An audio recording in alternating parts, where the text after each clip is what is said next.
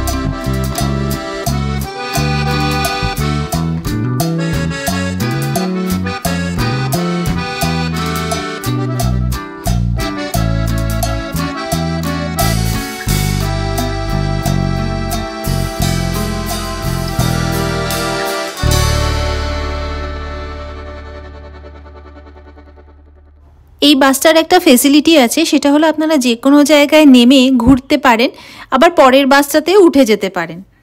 তবে আমরা আর সেটা করিনি, আমরা একবারেই নেমে গিয়েছিলাম আর এই জায়গাটায় চলে এসেছিলাম। তো এই জায়গা থেকে আইফেল টাওয়ারের দারুণ ছবি তোলা যায়, আর আমরা কিছু এখানে ভালো ভালো ফটোশ্যুটও করে নিলাম। আইফেল টাওয়ারের সৌন্দর্য কাছ থেকে যতটা না আছে, তার থেকে দূর থেকে অনেক বেশি সুন্দর লাগে দেখতে। ফটোশ্যুট করতে গিয়ে আমাদের খানিকটা দেরি হয়ে গিয়েছে, মোটামুটি ওখান থেকে আমরা খুব তাড়াহুড়ো করে চলে এলাম। এইখানে আমাদের আইফেল টাওয়ারের ট্যুরটা রয়েছে। তো চলুন উপরে ওঠা যাক, নিচ থেকে দেখুন কীরকম লাগে আইফেল টাওয়ারটা। সেন রিভারের তীরে অবস্থিত এই আইফেল টাওয়ারের উচ্চতা 1083 ফিট। এই আইফেল টাওয়ার তৈরি করা হয় 1887 সালে, আর এর ডিজাইনার ছিলেন ইঞ্জিনিয়ার গাস্টেভ আইফেল, যার নামেই এই আইফেল টাওয়ার হয়েছে।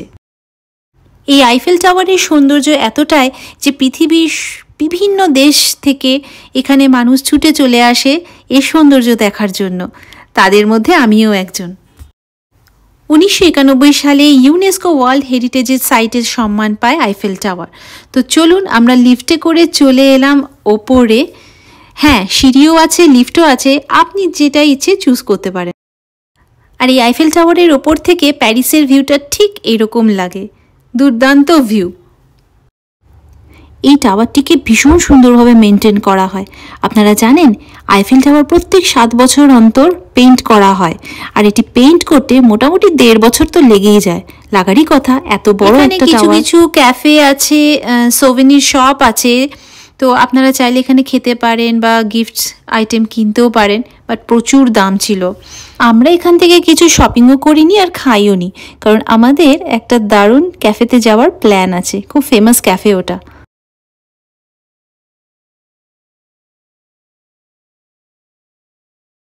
জানেন এখানে একটা দারুণ মজার ঘটনা ঘটলো। এইমাত্র রিক ওর ক্লাসমেটের সঙ্গে দেখা করলো, তাও আবার আইফেল টাওয়ারের ওপরে। দারুণ না ব্যাপারটা? ওপর থেকে জাস্ট এরকম ভিউটা লাগে দেখতে। আমি বেশি ধারে যাইনি, আমার একটু একটু ভয় করছিল, অনেকটাই ওপরে, তাই রাহুলকেই বললাম একটু এই জায়গার ভিডিওটা করে দিতে।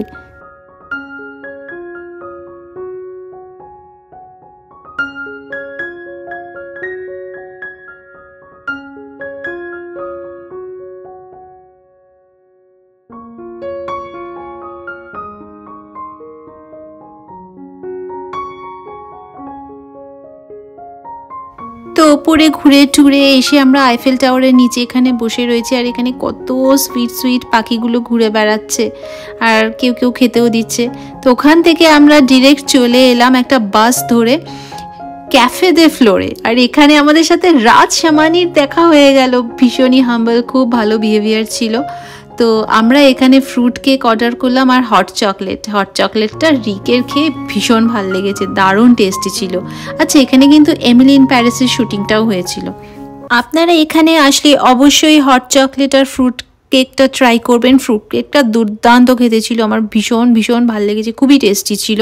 তো আমরা এখন চলে এলাম সেন রিভারের এখানে, কারণ আমাদের এখানে ইভিনিংয়ে সেন রিভারে ক্রুজ আছে। তো এই রিভার ক্রুজ তো আছে, কিন্তু এর মধ্যে দেখুন কীরকম মেঘ করে এসে হঠাৎ বৃষ্টি শুরু হয়ে গেল। সারাদিন কি ভালো ওয়েদার ছিল। তো দেখা যাক এই বৃষ্টিটা আমাদের প্ল্যানটা নষ্ট না করে দেয়।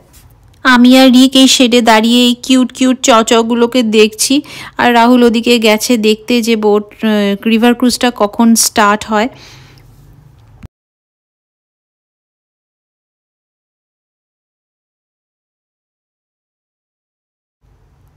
বিশাল এক লম্বা লাইনে আমরা দাঁড়িয়ে রয়েছি।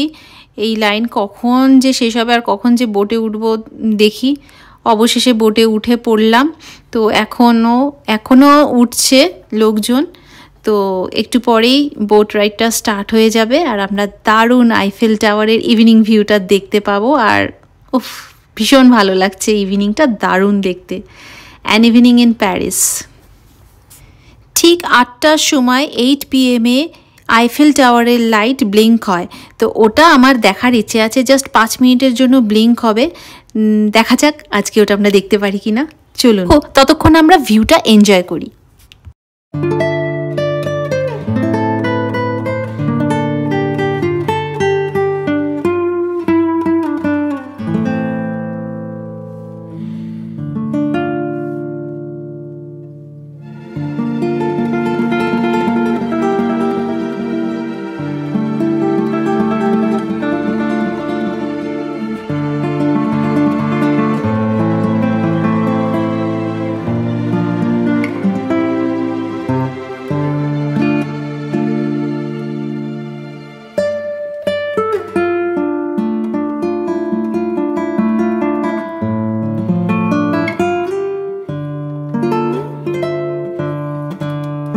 বন্ধুরা, আজকের ব্লগটা ভালো লাগলে প্লিজ লাইক শেয়ার কমেন্ট করতে ভুলবেন না।